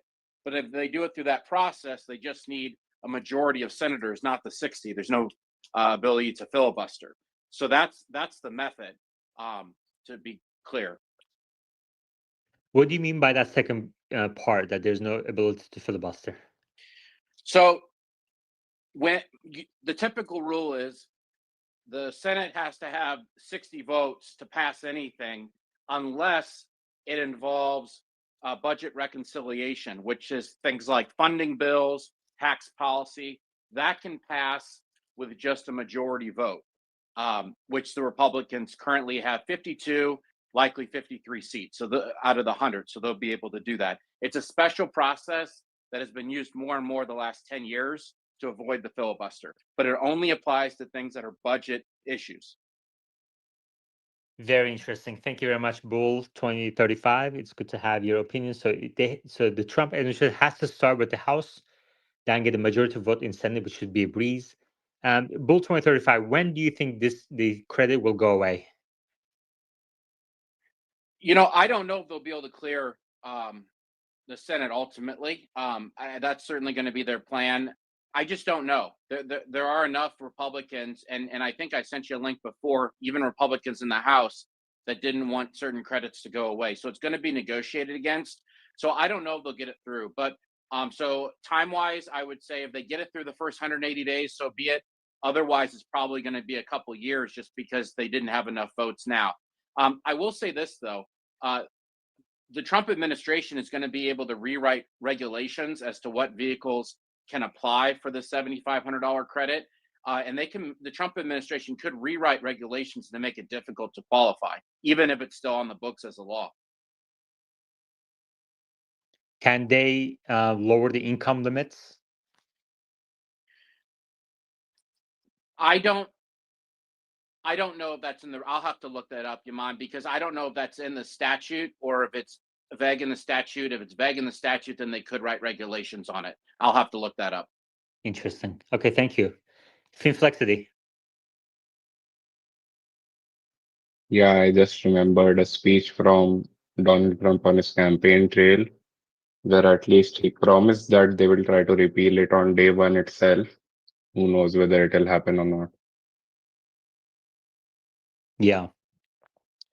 So Bull 2035, if you had to kind of put money on it, if you're a betting man, you think it's going to happen on day one, first 100 days, or beyond the first 100 days? I think I would say it's 50-50 and not as a cop-out. I would say the thing I'm looking for of those 17 House Republicans who wrote a letter 3 months ago to Speaker Johnson, I believe 15 got reelected. I want to find out if any of those approximate 15 are now on board with doing this. If they are, then I think it is likely to pass. But if they're not, I think you're going to see a lot of haggling over which credits to keep, which not to keep. And that's probably going to take more than 100 days. So I'm looking to see what they're going to do first. Okay, thank you. Finflexity? Yeah, and actually, I think some members of the transition team actually mentioned that since some of the money in certain programs of the IRA have already started allocating funds to programs, then it'll be difficult to roll back those policies. So I think they'll try to, you know, square in on particular policies to go away first. Bull 2035, earlier we discussed, we actually read the Reuters article, and in there it says there's a committee that's working on the actions here, led by Harold Hamm, the founder of Continental Resources, so an oil man, and also a politician from North Dakota, which is obviously another oil state. Do you think what comes out of that committee will be like Elon has supported the $7,500 credit going away, right? But he also said in asterisks that we should also get rid of the oil subsidies as well. Do you think this committee will produce anything against the oil industry? Do you think there's going to be kind of the other side of the coin? On the other hand, we're also getting rid of oil subsidies kind of thing. I don't think that will ever get through. You've got too many Republicans who are tied too closely to big oil. I mean, look at Ted Cruz, the senator from Texas. I think if you look at his public disclosures, he's like 75% invested in oil of some type. I don't think that's going to happen. Yeah, exactly. Okay, I mean, so you're on the same page as Omar then. Omar basically said no, that's not going to happen. I am But usually on the same page of Omar, so yes. okay. And then someone said, I forget who, but maybe Sammy earlier said, Sammy said maybe Trump administration will introduce a new credit that goes to automakers who produce EVs in the US, as well as keep the IRA tax credit on the battery production side. Do you think that's possible? That could be haggled out. I would certainly go with what Trump is saying is manufacturing in America. But candidly, I don't think that's something Elon's come out in support of. So I'd like to hear Elon's view on that first. Okay, thank you. Neil? Yeah, and just in regards to oil, and yeah, I don't think there'll be any cut in subsidies. Ultimately, one of the things that Trump can do to fight rising interest rates, or interest rates that are stubborn and won't go down, is to lower energy costs. and that's his drill baby drill scenario. So I don't think they're going to. Their goal is to make energy as cheap as possible.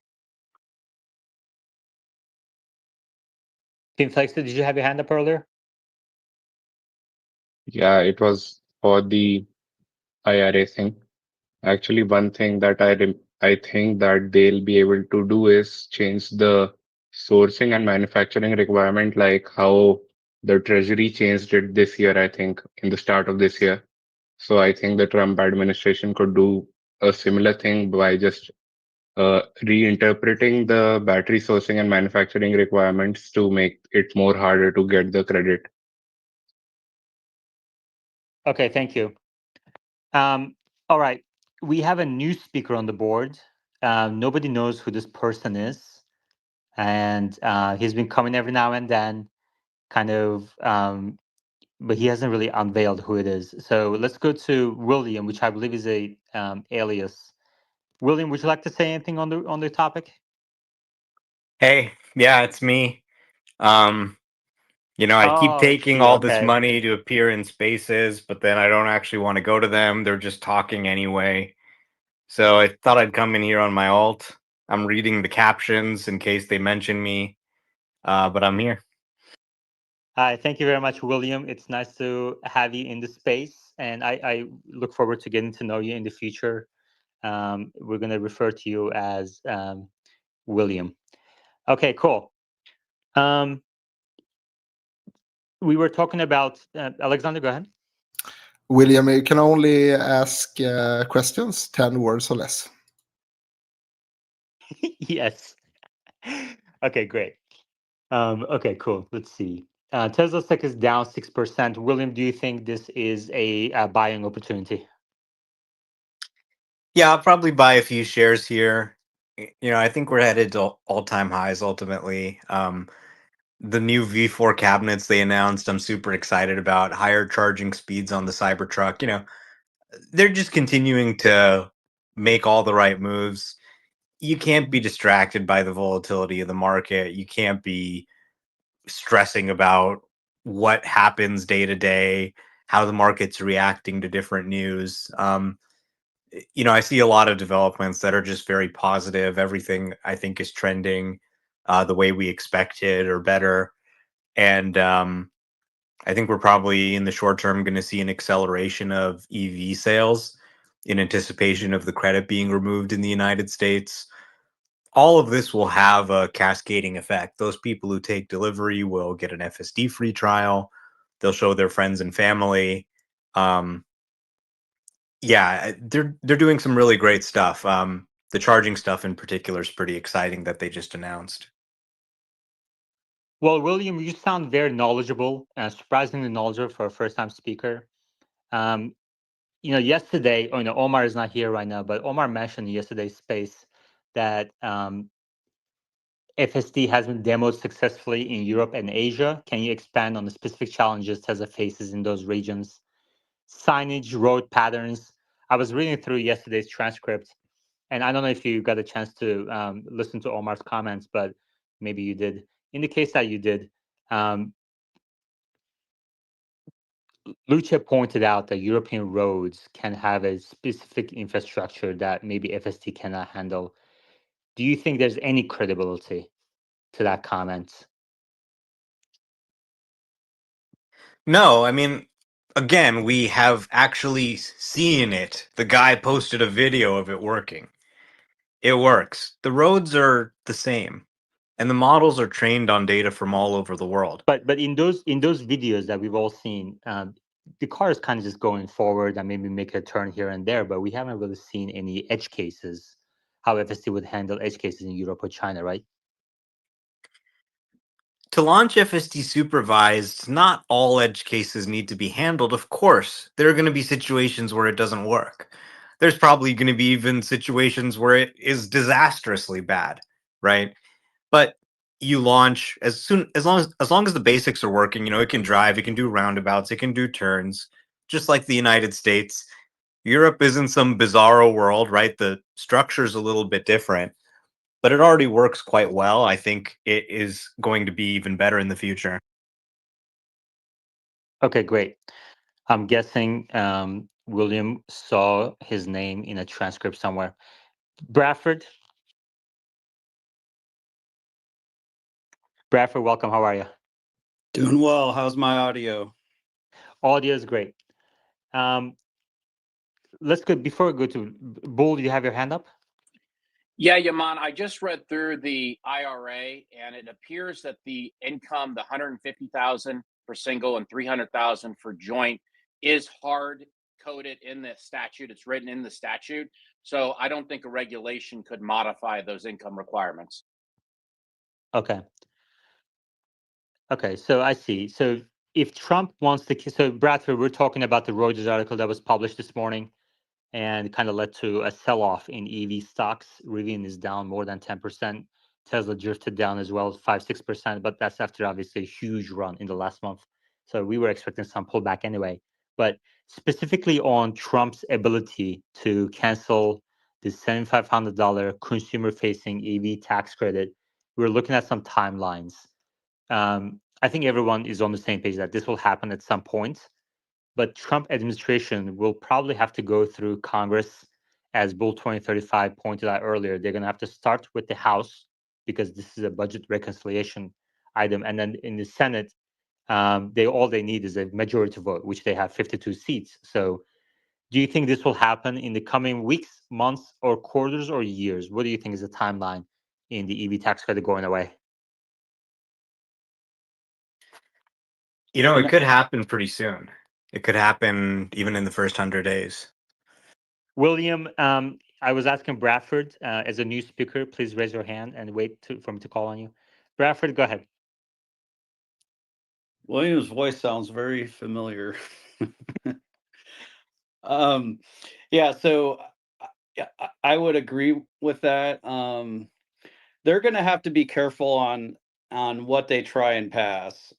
So I know the Republicans have a majority on the House and Senate, but the Senate has the filibuster. Republicans could try and get rid of the filibuster, but essentially the Democrats will try to slow things down with the filibuster, so the Republicans can't just do one bill after another, and they can kind of filibuster. I don't know if it's indefinitely, but they can really slow things down. Trump's going to need to pick and choose what they do, and I think procedurally, one thing they could do is just stop approving new cars for the $7,500 tax credit. I think they could do that without getting rid of without changing the law. They might So be able. Does that mean Cybertruck will never get the $75 credit? If perhaps maybe if it doesn't get in before the administration changes, that could possibly happen. Tesla could sue over that. But yeah, you could see some things like this happen for sure. Interesting. William, I know you're a new speaker, but do you think the Cybertruck may never get the $7,500 credit with Trump's administration now in charge? It's possible. It may be repealed before the Cybertruck qualifies, but you can lease a Cybertruck and get the 7,500 today. So I would recommend that if someone wants to take advantage of it. Thank you. Finflexity? Yeah. So I think that the pushback on the repealing of the bill was from the House itself.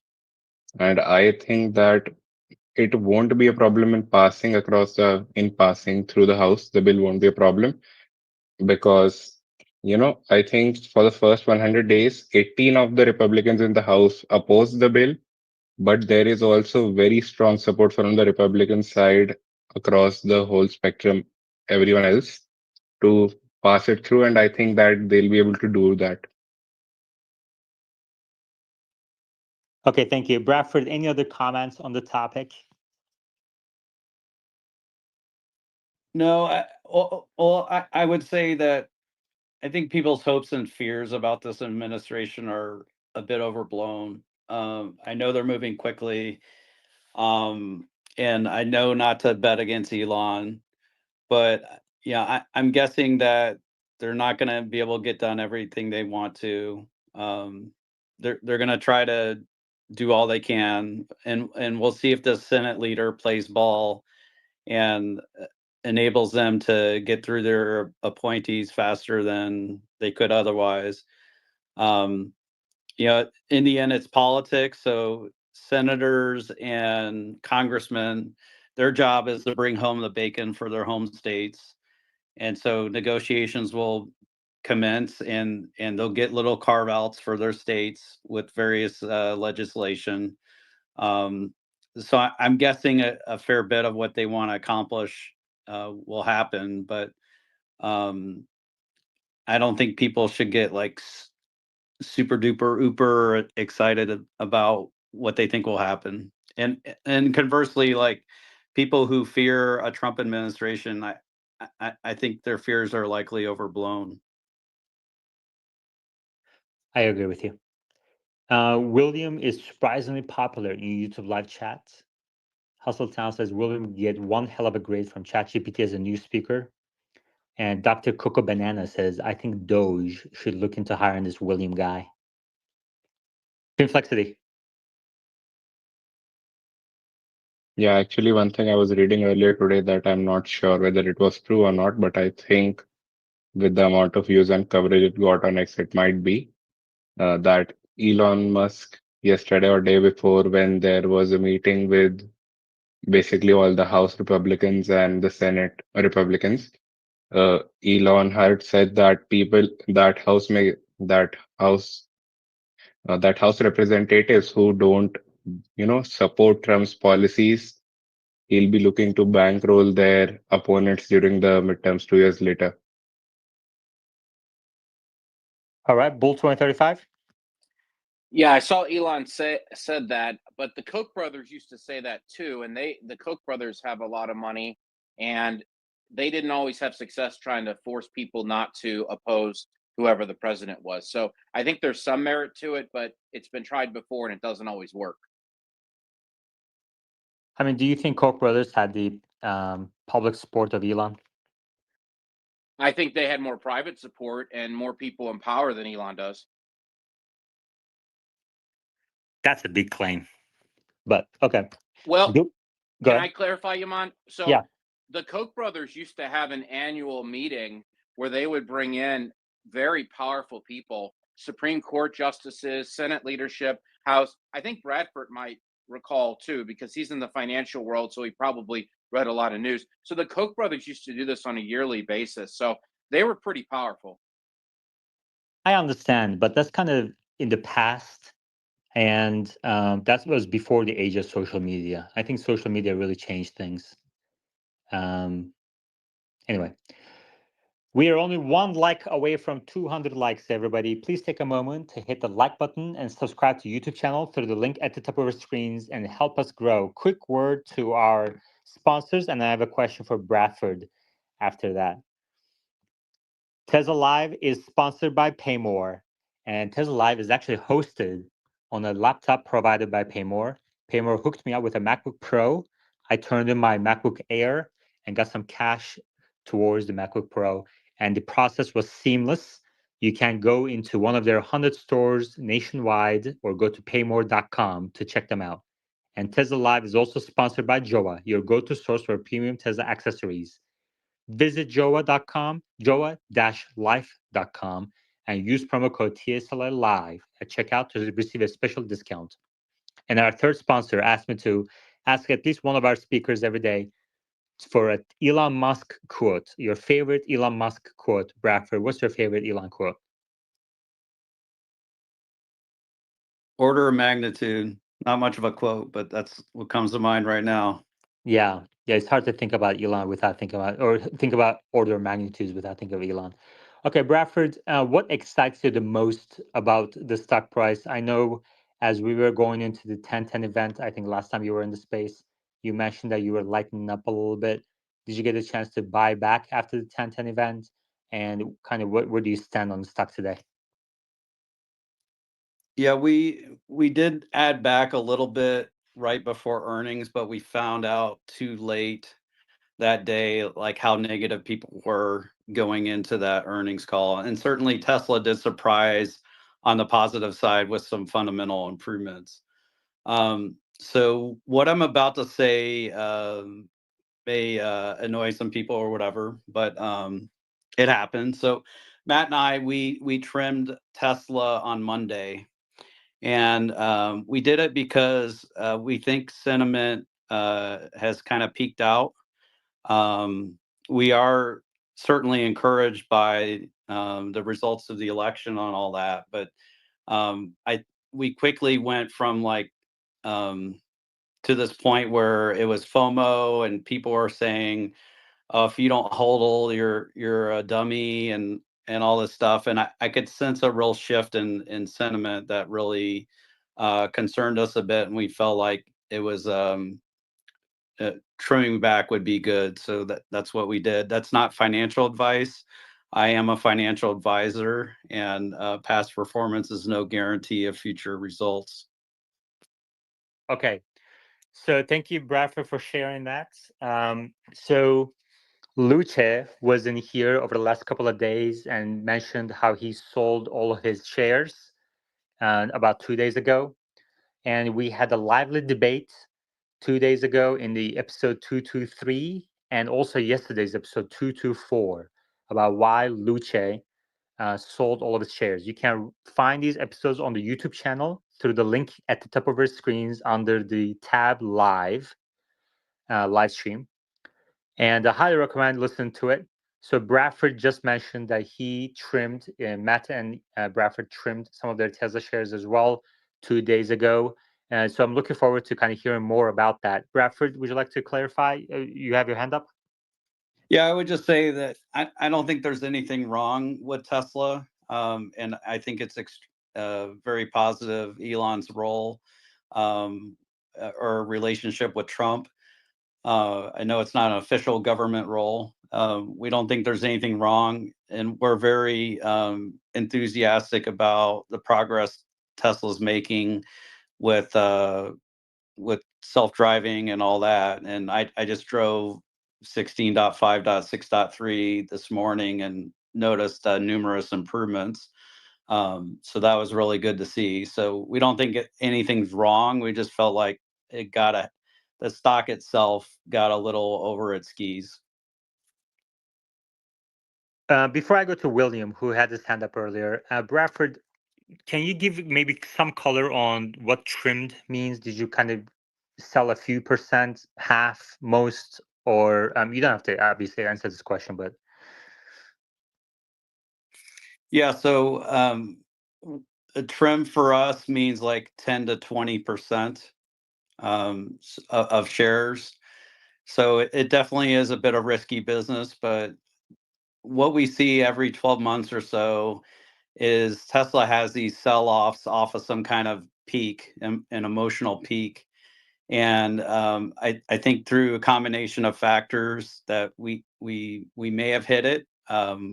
It could continue next week, but and we want to take advantage of these peaks in emotions so that we can try to add some shares over time. okay, I have some more questions for Bradford around rebuilding there, and then, but before that, William, go ahead.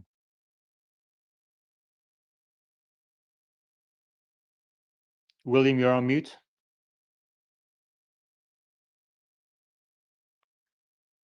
Okay, he might be busy right now. Oh, sorry, I'm here. Yes, go ahead. Yeah, there was one comment I wanted to respond to that Luce made yesterday. He's like, "Oh, Omar doesn't need the money; he can afford to just hold forever." And I think this is kind of like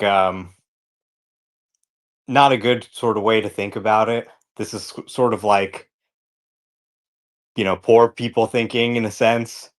Like if you think about my dad when he came here, he literally had $800 in his wallet. For most of my life, we didn't have a lot of money. When I was born, we lived in an apartment, right? But then they just started investing. My mom started picking stocks herself.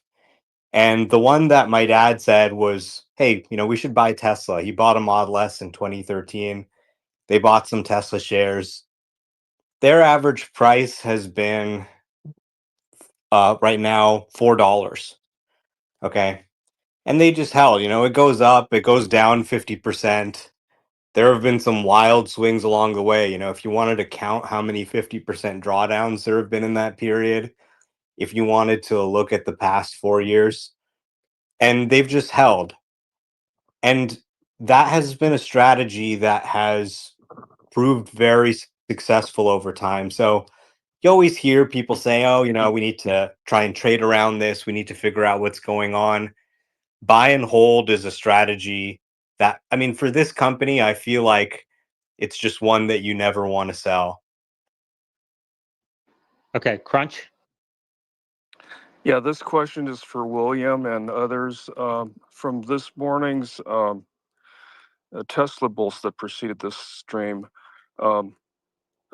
Nate Bachman asked if FSD vehicles can be visually marked to inform those in proximity. For example, they could start easily with flashing drivers at night who forgot their headlights, and then add a small rooftop blue, green, or gray slow blinking LED that usually can be seen at distance. It could be battery powered and Bluetooth activated. I'll go down. Thanks. Okay, thank you. Bull 2035. I think the question was, should Tesla put some notification to other drivers whether FSD is on? And I think that's a terrible idea, because you're going to get idiots. They're going to try to experiment with people trying to drive safely with their FSD. Okay. Thank you. Going back to the discussion earlier, Bradford, when you say Matt and I trimmed 10 to 20%, that's under Rebellionaire account, right? Is that a kind of like a separate account with clients, or are you guys kind of going for an ETF, or does that represent your client accounts through your kind of full-time job? Yeah, so it was both for diversified clients and for Rebellionaires, and I know it's hard for people who are like all in to trim, because like the very next day you have the cash sitting in your account and it's like almost like burning a hole in your pocket, and you're like, what do I do with this cash? So it can be really hard to do. But yeah, essentially people have their own individual accounts. So like your brokerage, your IRA, your Roth, and we manage the accounts inside there using technology to make it efficient. So yeah, that's how we do it. Okay, great. Did macroeconomics play a role as well, or was it just the kind of sentiment, how fast the stock price ran up? Yeah, it's more the share price. We're not that concerned about macro, and we're not really going to try and predict macro.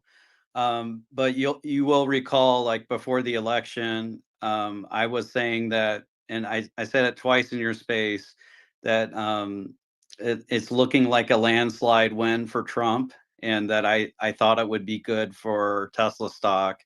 And mainly the conversation then was, people were fearful that there'd be a Harris win and that there would be backlash and that the stock would go down as a result. That's right. I do remember our conversation. Yes. Any other questions for Bradford? Please request to speak. I will say we were tempted to sell post earnings because there was quite the reaction after earnings when it got all the way up to 273 on the Monday after earnings. So that was tempting, but we were waiting for after the election. What would have to happen for you to buy back into the stock, even if it's at higher prices? That's a tough one. That'll be hard. So I don't think that's going to happen now, but yeah, that would be hard. Mainly we look at things on a risk adjusted basis. So we would want to feel like the public or Wall Street are missing something, that, there's some positive development that is not being fully priced in. We think Tesla is very undervalued today. So this is a bit of a dangerous game we're playing, and we believe it will be undervalued for a long time to come, provided they figure out autonomy or humanoid robots. Thank you. Bull 2035 and then Habib. Hey, Bradford, have you modeled out the effect of losing the 7,500 EV credit on Tesla as well as the competitors like Rivian and so forth and Legacy? Not yet. I don't think it would be good. It would help clear confusion, I think, between full battery electric vehicles and hybrids. I think hybrids benefit inordinately from that. Allegedly, there's only one hybrid that's approved, but I don't quite believe that. It would be really bad for earnings, but pretty soon we should have the robotaxi fleet coming online, and you have 2 million cars in the U.S. that could be added to the fleet. And if only like 500,000 were added, it's still going to be a tremendous business for Tesla. So it almost doesn't matter. Okay, great. Before Habib, Bradford, would you be up for a one-on-one deeper conversation on this decision on YouTube? Yeah, I would say so, and you can drop me a DM. Yeah, no sounds problem. good. All right, Habib. Hey, Bradford, how you doing? Could you just, I apologize, in and out, so I don't know if you already said this, but what do you guys think is Tesla's fair share price should be right now? So we did a build up in January of 2023, and we were looking at strong car business and useful FSD and Megapack. And the margins since then in the car business have deteriorated quite a bit. Megapack's been good. Useful FSD is looking good too. So I think back then we valued it at like a 383 or something like that present value, January 2023. So this was without Robotaxi, which I think our value alone on Robotaxi, and it was a conservative valuation, was something like $1,100 a share.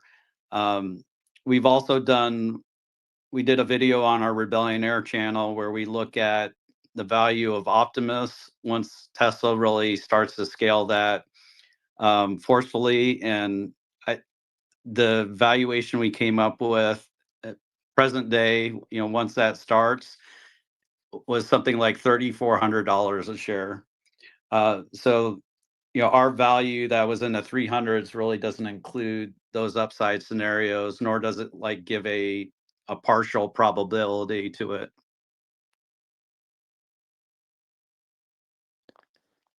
Bradford, we have a couple of questions for you from YouTube live chat. Truth to T asks, would you buy back if the share price dropped to below 300? Or is there a price that you would buy back that 10-20% you trimmed if the share price came down quite a bit? Yeah, I wish I could answer, but I can't really talk about our future intentions, because then people could front run our clients. There's compliance reasons I can't quite answer that, but you can kind of guess what we might do. Yeah, makes sense. Okay, cool. Any other questions or comments for Bradford? Please request to speak or raise your hand if you're already on the speaker board. William, any comments on what we just heard?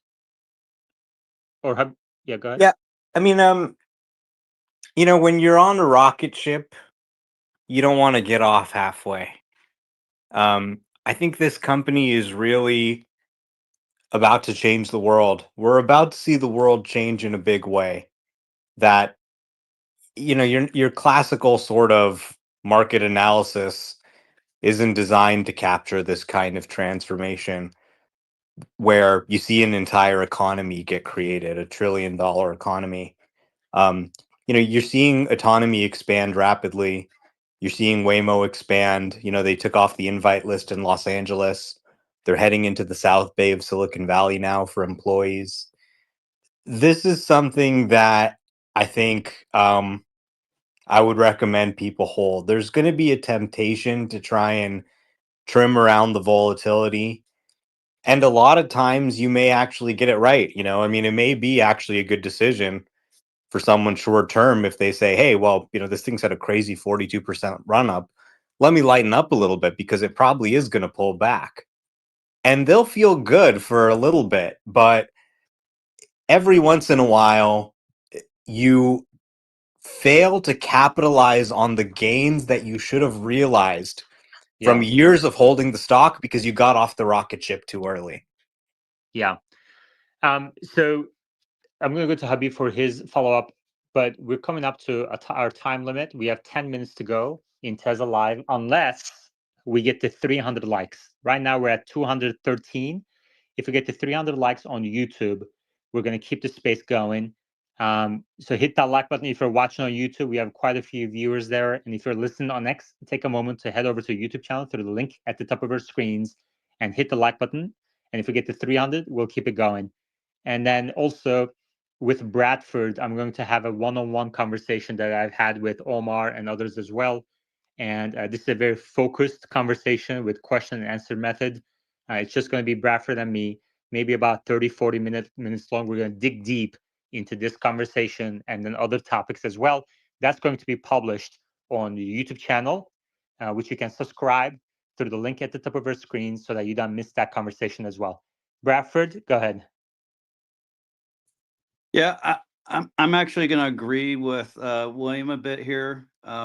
What we're doing is hard, and you can really get stuck emotionally trying to do this. So it's only through my dedication and Matt's balance and sound mind that I even attempt to do this.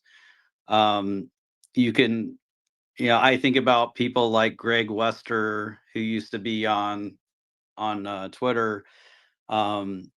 January of 2020, he sold at $400 a share, and he was like a Tesla bull at that time and would never say anything negative about Tesla.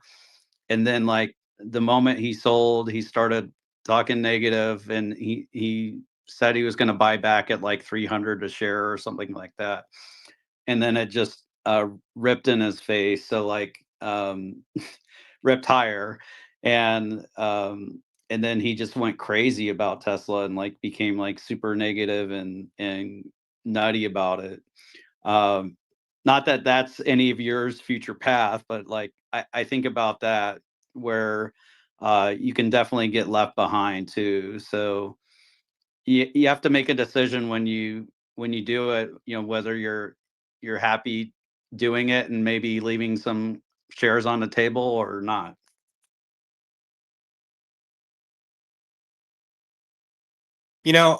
Most of my Tesla shares are in a brokerage account that I don't even have trading access to at all. I can't even sell it if I want to. I gotta go call some guy over at Chase and have him do it. So that's kind of how I think about it. I've kissed this money goodbye, right? I run my budgeting, and it's so tempting when you see the number go up. Hey, let's buy a new car. Oh, the kitchen actually needs a remodel. Just say goodbye. This is like for my grandchildren.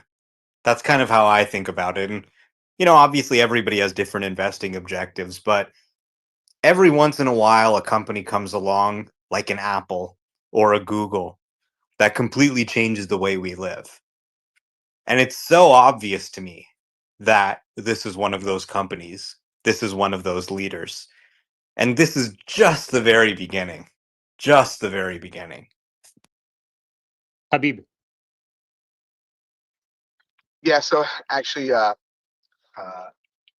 William and Bradford did say similar to what I just wanted to comment, and that's that. You know, just if you don't mind to speak on behalf of Bradford a little bit, this is very different.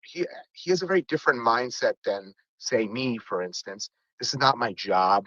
I don't sit here all day looking at the candles, deciding when to buy, when to sell, when to buy back in. I just invest because I believe in this company. And some quarters I may be down in my personal finance. It may not produce as much as it should. But for someone in the business like Bradford and their companies and these brokers, they have to perform. And so this is his strategy. I don't think this is actually that shocking. As a matter of fact, he's only said it's 10 to 20%. And this is a typical hedge type of play. And I do really appreciate the insight that you share. And thanks for sharing that.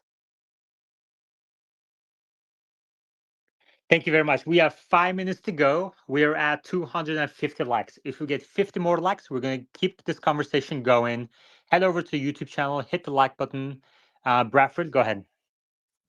Yeah, Machine, are you still short?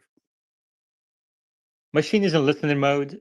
He is afraid. He did say that he was going to short the stock at a certain price, but he didn't. And that's very typical of Machine. He says things and then he just doesn't follow up on that. Machine, go ahead.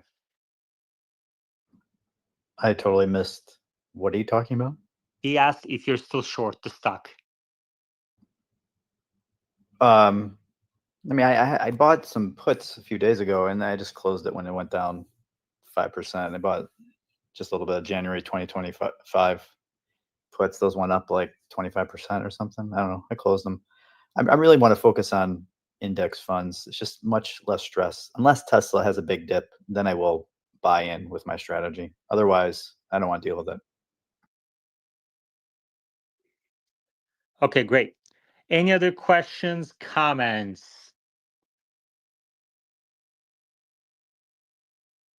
Bull 2035. Yeah, to clarify, Bradford asked if Machine was still short. I don't know if he was talking about the stock. Regarding Bradford, though, have you noticed any change, Bradford, in the premiums you're getting when you're selling options on Tesla? Yeah, premiums have exploded. So if you looked like a bunch of months ago, the stock was trading around an implied volatility of maybe 50, and that implied and that basically implies that the market expects the stock to move about 3% per day, standard deviation, and recently, I don't know if it's still at 120, but this week it was 120, which basically implies a standard deviation of like 7.5% move per day, which we've certainly been getting that. So I understand why the premiums have skyrocketed, but they also tend to skyrocket when FOMO comes back. Okay, great. We also have some good comments on options premiums in YouTube live chat as well, but we ran out of time. This space has been going on for 2 hours. I highly recommend people listen to it from the beginning. We had some great discussions. We didn't make it to our target 300 likes today, but Bradford and I will have a one-on-one conversation on YouTube. Go up to the top of your screens, hit that like button, and subscribe to the channel if you don't want to miss that conversation on YouTube. Thank you very much, everybody. Always a pleasure, and I will chat with you all next time. Take care.